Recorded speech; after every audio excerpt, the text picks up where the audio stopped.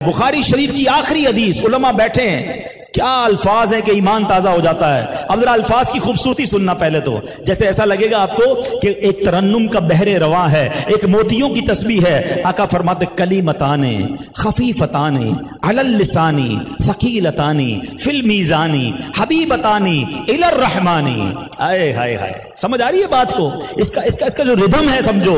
नबी ये पाक ने कैसे जुमले इरशाद फरमाए, अब मैं इसके माना बताऊंगा।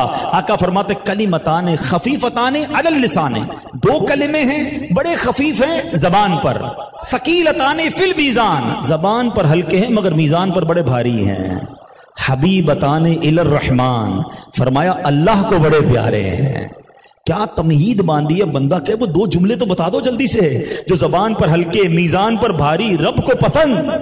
अब फरमाते वो जुमले हैं सुबहान अल्लाही व बिहम्दिही सुबहान अल्लाहिल अज़ीम।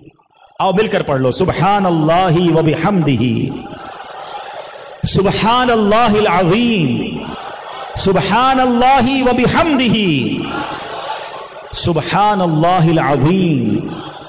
मैं एक मशवरा भी दे देता हूं, मैंने प्रैक्टिस किया है इसको।